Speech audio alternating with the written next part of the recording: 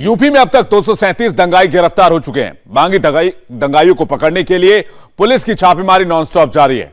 Police के डर से कई मुस्लिम मोहल्लों से लोग भाग गए। शुक्रवार को दंगाइयों ने पत्थरबाजी की, जमकर बवाल मचाया। आज शनिवार है और आज का दिन यूपी पुलिस का है। शुक्रवार को किए हर एक्शन का रिएक्शन सामने आने लगा है। सहारनपुर में योगी का बुलडोजर ऑन हो चुका है। प्रयागराज में कहां कहां बुलडोजर चलेगा, इसका सर्वे हो रहा है। यूपी में क्लियर कट मैसेज है, दंगाइयों को छोड़ेंगे नहीं और निर्दोषों को छेड़ेंगे नहीं। आज झारखंड को, पश्चिम बंगाल को उत्तर प्रदेश से सीखने की जरूरत है।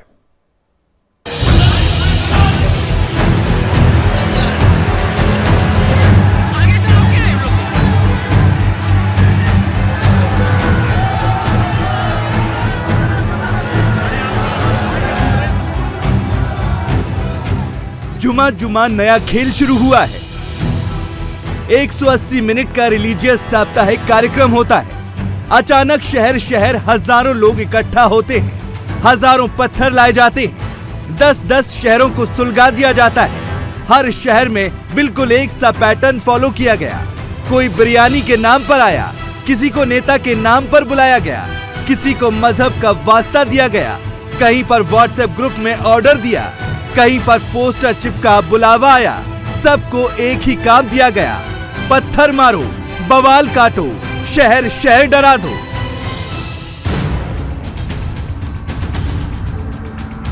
पुलिस पर जानलेवा हमला हुआ, पत्रकारों पर वार हुआ।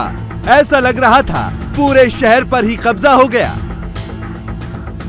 प्रयागराज से लेकर रांची तक को जलाया गया। मुरादाबाद से लेकर हावड़ा तक पत्थरबाजी हुई, जबरदस्त हिंसा हुई।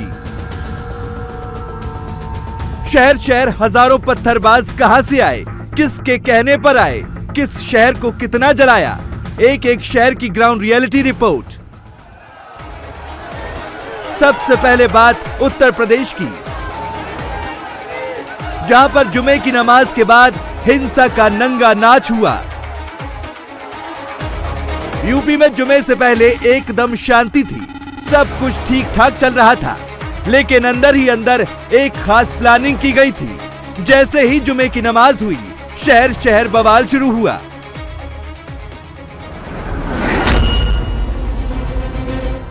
उत्तर प्रदेश के प्रयागराज में सबसे ज्यादा उपद्रव हुआ। गाड़ियों को आग लगाई गई, बच्चों को आगे करके पत्थरबाजी की गई। प्रयागराज की जो तस्वीरें सामने आई, इसके पीछे कौन है, किस पैटर्न से हमला किया गया, इसकी तहकीकात करने हमारी टीम ऑन लोकेशन पहुंची। इस वक्त हम नरुला रोड पे मौजूद हैं। हिंसा सामने 1 किलोमीटर दूर शुरू हुई, लेकिन हिंसा यहां तक भी पहुंची। यहां पीएसी की गाड़ी और एक बाइक में आग लगा दी गई। पीएसी की गाड़ी चली गई है, जली हुई बाइक अभी भी आपको नजर आ रही होगी। उसके ऊपर एक पत्थर भी पड़ा है, जो पथराव उस वक्त हुआ था, ईंट काली हो गई है और बाइक पूरी तरह से खराब हो गई है। ये बिजी इलाका है। जब पुलिस यहाँ बैरिकेड लगाकर खड़ी थी तो 3 तरफ से घिर गई। सामने से पत्थरबाजी हो रही थी, पत्थरबाजी यहाँ से मेरे पीछे से भी हो रही थी और पत्थरबाजी इस दिशा से भी हो रही थी। और पत्थरबाजी इतनी थी कि सड़क अभी भी पत्थरों के निशानों से अटी पड़ी है और यहीं पर सबसे ज्यादा पुलिस पर पथराव हुआ। फोर्स इस वक्त मौजूद है, लेकिन अभी भी सड़क किनारे आपको पत्थर पड़े हुए दिखाई देंगे। ये हाल तब है जब यहां नगर निगम की तरफ से सफाई की जा चुकी है। ये देखिए, बड़ी संख्या में यहां पत्थर पड़े हुए हैं। इनका यहां होने का कोई मकसद नहीं, मतलब नहीं, क्योंकि रोड पक्का बना हुआ है। यहां मलबे के तौर पर डाले गए थे और यही फिर बाद में पत्थर के तौर पर इस्तेमाल किए। गौर करने वाली बात यह है कि आगे आप जाएंगे तो आपको बिल्कुल सही सीधी सपाट सड़क है, लेकिन यहाँ ये मलबा क्या जानबूझ के डाला गया, क्योंकि यही पुलिस पर सबसे ज्यादा पथराव हुआ और यही वाहन में आग लगाई गई। प्रयागराज में एक खास तरीका सामने आया। सामने आगे सबसे कम उम्र के लड़के थे, कई नाबालिग भी थे जो पत्थर फेंक रहे थे, लेकिन असली पत्थरबाज फौज इनके पीछे थी। ये पत्थरबाज जहां से गुजरे वहां तबाही मचा दी। हम आपको दिखाएं कि जहां पर ये पत्थरबाजी हुई वहां पर एक रेस्टोरेंट था। दरअसल ये रेस्टोरेंट एक घर के ऊपर है। साइड में जो कांच है रेस्टोरेंट के वो किस तरीके से तोड़े हुए हैं और जिस तरीके से भीड़ यहाँ पर पहुंची थी, कैसी स्थिति यहाँ पर रही, वो यहाँ पर देखिए। ये पूरी सीढ़ियां जो है, इस पूरी सीढ़ियों पर ये पूरा कांच बिखरा हुआ है। इस तरीके की ईंटें, पत्थर मारे गए। इसके अलावा इतना जोर से पत्थर मारे गए कि इसका जो स्लैब है वो तक टूट गया सीढ़ी का। ऊपर की तस्वीर आपको दिखाते हैं कि ऊपर भी जब जा रहे हैं तो सीढ़ियों पर कांच ही कांच और पत्थर ही पत्थर पड़ा हुआ है। ये बड़ा इतने बड़े ईंटें यहाँ पर मारे गए। इसके अलावा ये रेस्टोरेंट जो बना हुआ है वो रेस्टोरेंट के अंदर तक ईंटें मारी गई और अंदर भी कांच बिखरा हुआ दिख रहा है। ऐसी स्थिति कल यहाँ पर पैदा की गई। किस तरीके से दंगाइयों ने यहाँ पर दंगा मचाया। मैं अपने कैमरामैन से कहूंगी एक बार रेस्टोरेंट के अंदर की तस्वीर दिखाएं कि ये जो पूरा कांच है इसको पत्थर मार के तोड़ा गया। अंदर पूरा कांच बिखरा हुआ है। उस वक्त अगर रेस्टोरेंट खुला होता तो जो लोग हैं वो वहां पर फंस जाते, उन लोगों को भी नुकसान होता। लोगों के घरों तक पत्थर मारे गए। सामने एक घर है, उस घर की खिड़की का जो कांच है उस पर पत्थर मारकर उसको तोड़ा गया। ये तस्वीर कल देखने को यहाँ पर मिल रही थी। किस तरीके की भयावह तस्वीर थी। जो शख्स है जिनका रिश्तेदार का ये होटल है उनसे बात करते हैं, जिनका घर इसके बिल्कुल रेस्टोरेंट के नीचे है। भाई साहब, ये आपका यही रेस्टोरेंट है? भतीजे का जी हाँ। अच्छा, नाम क्या है आपका? भतीजे का आपका नाम? मेरा नाम अली जी। कल थे आप यहाँ पर जब ये सब पूरी घटना हुई, क्या हुआ था शुरू से बता दीजिए। नहीं, वो पूरी घटना नहीं, हम नमाज पढ़ कर आए, हम लोग अंदर चले गए थे खाना खाने। खाना खाकर वापस आए तो थोड़ा सा माहौल गर्म दिख रहा था। ये आप लोग भी क्या उसी मस्जिद में गए थे जहाँ से लोग जो नमाज पढ़ के निकले, जिन्होंने फिर पत्थरबाजी की? तो नहीं, मस्जिद निकल के लोगों ने पत्थरबाजी नहीं की। एक्चुअली हुआ कि हम लोग नमाज पढ़ के आए यहाँ पर, कुछ यहाँ पर पुलिस जो है आदमी को हटा रही थी, उसमें क्योंकि रश था तो कुछ लोग ज्यादा करीब आ रहे थे, तो पुलिस ने जो है उनको हटाने की कोशिश की। हटाने में एक आध को पुलिस ने लाठी भी चार्ज किया। उससे क्या हुआ, जो बच्चे थे वो, क्योंकि बच्चों का तो जो ज्यादा होता है, उन्होंने आगे पत्थरबाजी शुरू कर दी।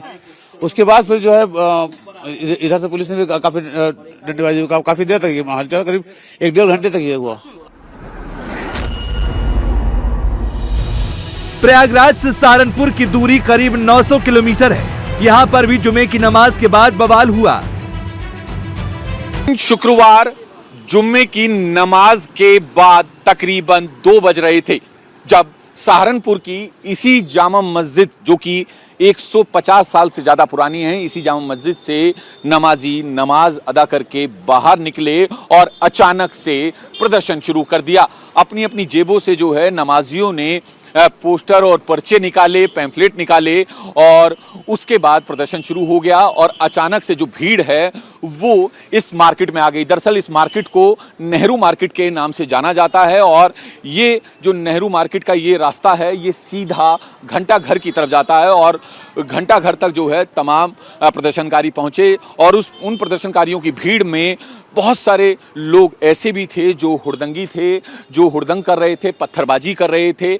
आपका क्या नाम है? रविंदर जैन जी। रविंदर जैन। रविंदर जी, कल क्या हुआ यहाँ पर? भाई साहब, दुकान में हम तो दुकान बंद करके चले गए थे जी। हाँ। और हमारे क्या से सारा बाजार बंद हो गया था। अच्छा, क्यों? जो जुमा पढ़ने के बाद आदमी आए। हाँ। और वो हल्ला करते हुए चले गए आगे। हाँ। कहा उन्होंने किसी को कुछ नहीं। हाँ। बस रोक के तारते हुए चले गए, तो उनकी दहशत में पूरा ही बाजार बंद हो गया था। क्या नाम है आपका? मेरा नाम हरजीत सिंह है। सिंह साहब, क्या हुआ था कल? बस देखो, वहाँ दो भी प्रदर्शन मस्जिद के बाद हो रहा था। हाँ। तो वहाँ तक तो बात ठीक थी। हाँ। लेकिन जुलूस निकलेगा तो ये ऐसा हो हमें उम्मीद नहीं थी। हाँ। लेकिन बाद में जब निकला तो प्रशासन के लोग साथ नहीं थे जी? पुलिस वगैरह साथ नहीं थी। अच्छा, बहुत कम थी। क्या देखा आपने?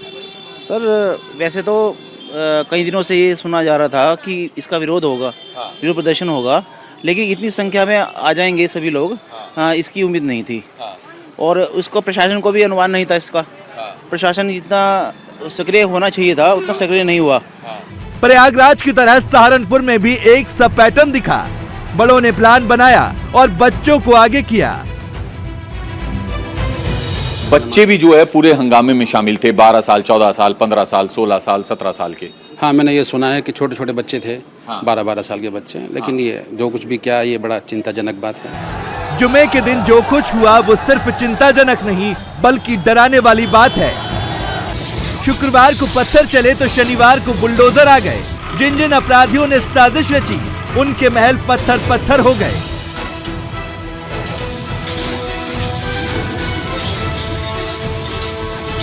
ये यूपी है, जहां पर जितना तेज एक्शन होता है उतना तेज रिएक्शन भी होता है। शुक्रवार के बाद जब शनिवार आता है तो सहारनपुर में बुलडोजर चलता है। प्रयागराज में बुलडोजर चलने का सर्वे शुरू होता है।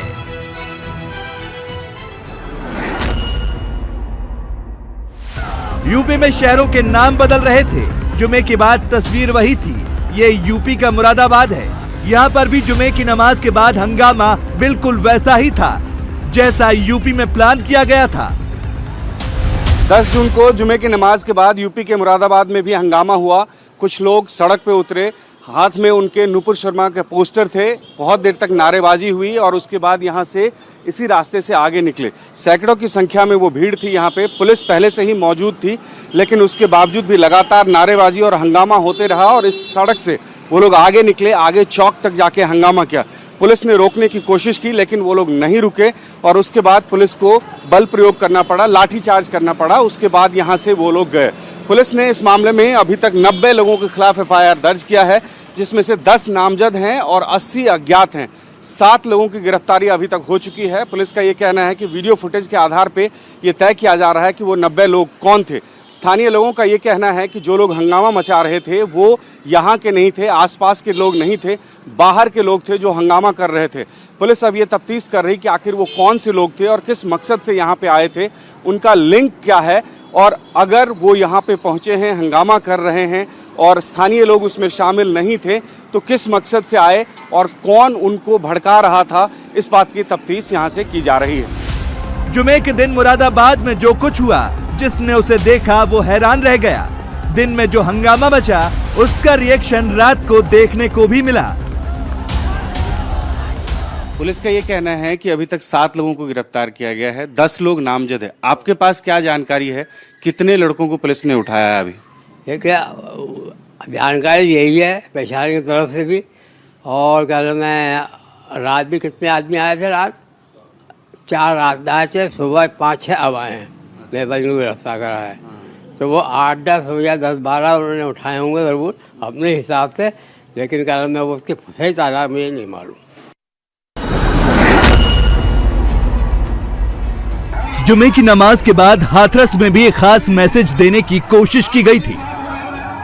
बिना परमिशन सैकड़ों हजारों लोग इकट्ठा हुए, पुतले जलाए गए, खूब शोर शराबा मचाया। बेकाबू होते हालात को देखकर दुकानें बंद हो गईं। पुलिस बीच में आई तो पुलिस पर हमला होने लगा। यहां पर भी नाबालिग लड़कों को आगे किया गया, हाथों में पत्थर थमाए गए और हल्ला बोलने का ऑर्डर दिया, जिसका असर अभी तक नजर आ रहा है। दुकानें क्यों नहीं खुली हैं यहाँ पर? दुकान उसी कारण नहीं खुल पाई, जहाँ थोड़ा अकल हो गया है ना, दंगा वंगा हो गया है पुलिस पे और ये मुसलमान लोगों से, इसलिए नहीं खुली है दुकान। यहीं के रहने वाले हैं? पास के ही हैं। कल क्या हुआ था, कुछ पता लगा? कहाँ से प्रदर्शन शुरू हुआ, क्या कुछ हुआ? कल क्या देखा आपने? प्रदर्शन तो यहाँ से ही चालू हुआ था। कितने लोग थे, कितनी भीड़ थी? कम से कम 1000-1500 लोग।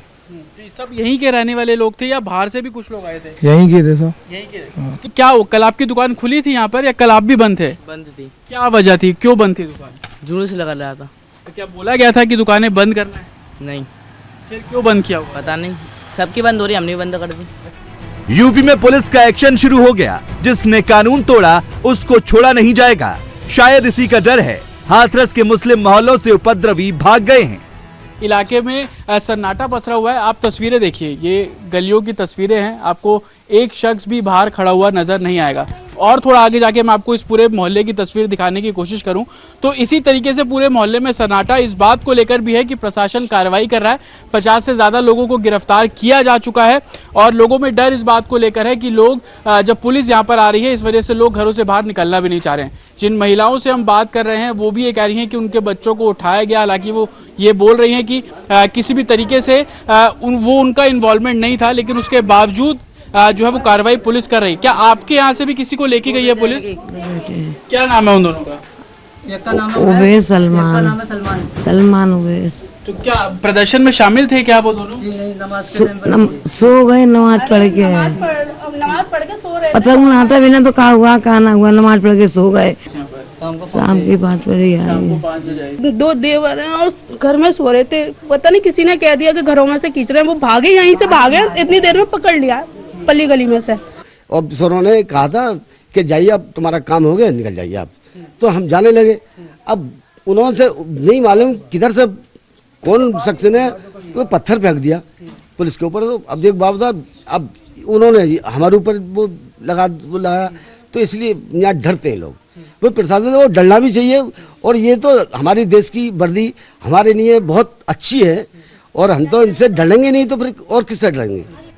हाथरस एकदम शांत हो चुका है, सारा जोश ठंडा पड़ गया है, लेकिन रांची में अभी तक दंगे की आग सुलग रही है।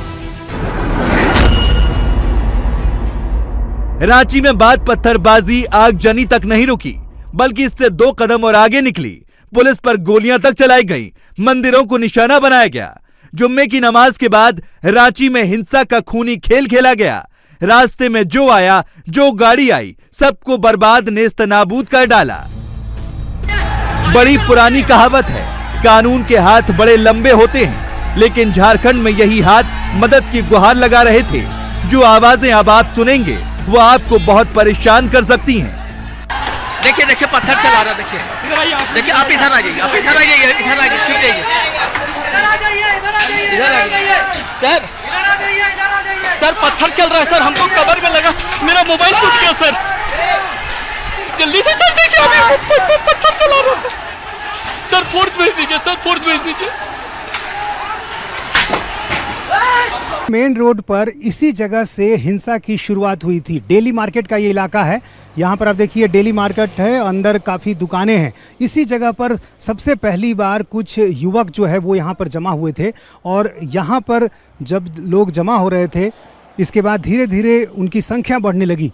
फिर जो भीड़ है वो आगे की तरफ बढ़ने लगी और जब पुलिस को इसकी जानकारी मिली तो ठीक बगल में यहाँ पर देखिए डेली मार्केट थाना है और पुलिसकर्मियों ने उनको रोकने की कोशिश की, लेकिन कोई भी कुछ मानने को तैयार नहीं था। जब भीड़ आगे बढ़ी तो उनके सामने हनुमान जी का मंदिर पड़ा। फिर क्या, वो भी देखिए।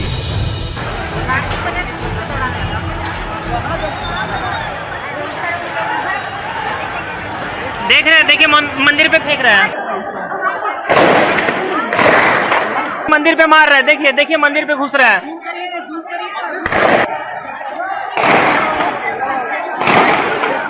मंदिर में घुस गया है, वो तो मंदिर में घुस गया, मंदिर में घुस गया है।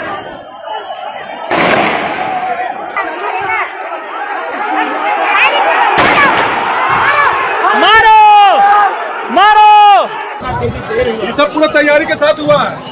मंदिर में नमाज होता है, मस्जिद में नमाज होता है, उसके बाद ये मंदिर पर जो बोर्ड लगा है उस पर लिखा है, भूल होना प्रकृति है, मना लेना संस्कृति है, सुधार लेना प्रगति है। लेकिन दंगाइयों को लग रहा था जो वो कर रहे हैं वो एकदम सही है।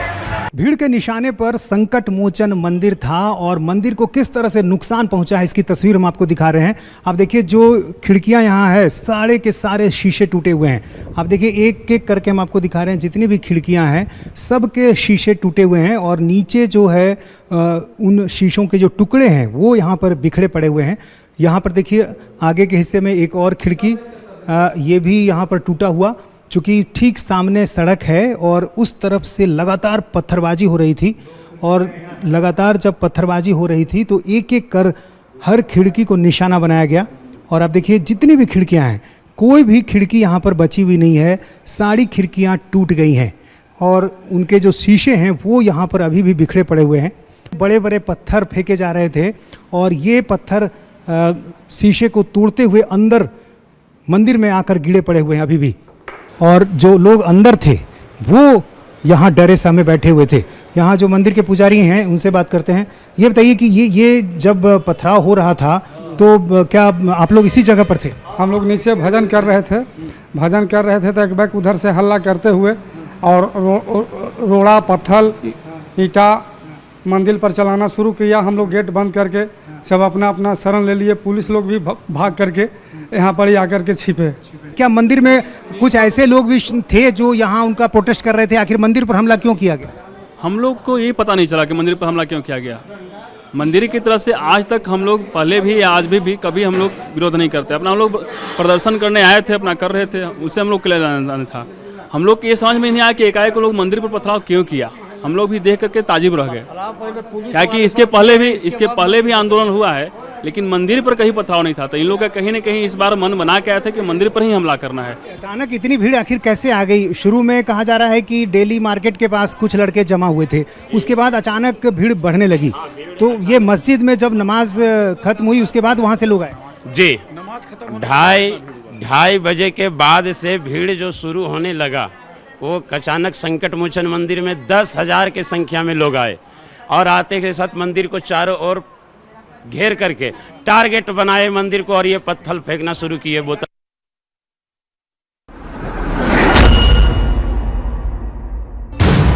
हावड़ा में दिन बदल गया, शुक्रवार से शनिवार आ गया, लेकिन ना हावड़ा की तस्वीर बदली ना तकदीर।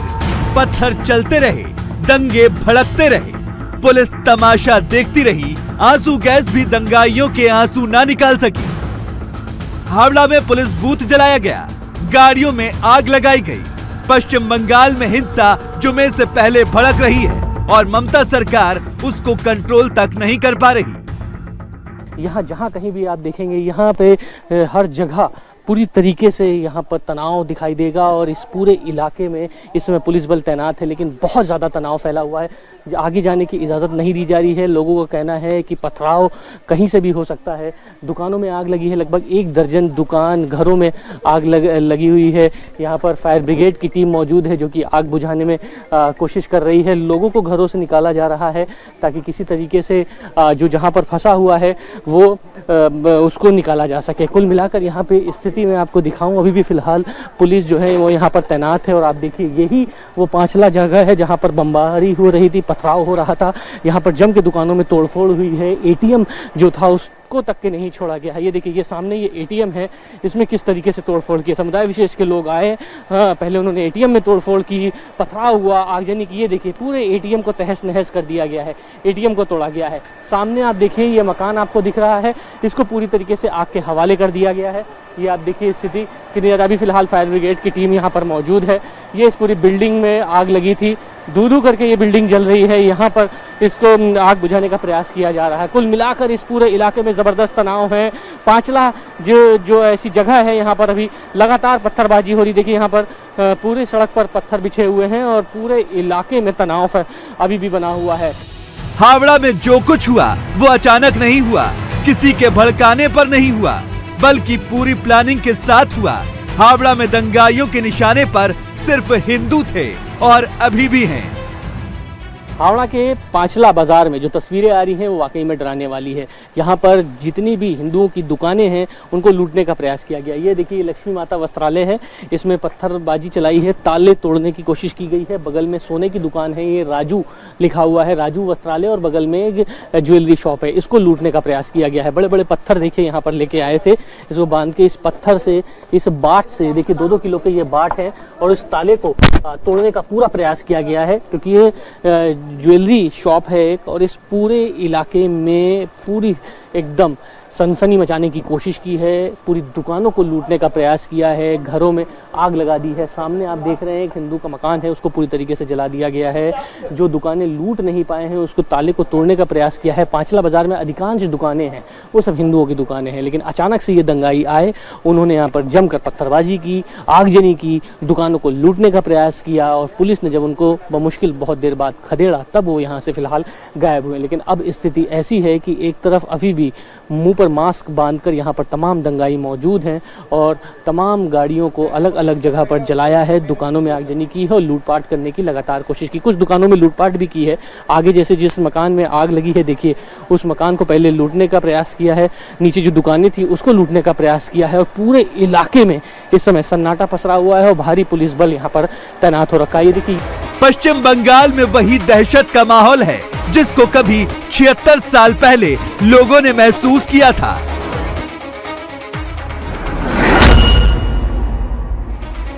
हैदराबाद में भी जुमे के बाद हंगामा हुआ।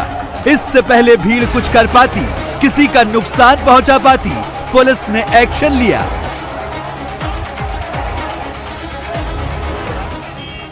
इंडिया टीवी हर वक्त हर जगह डाउनलोड करने के लिए सर्च करें India TV news Google play store या ऐप स्टोर पर।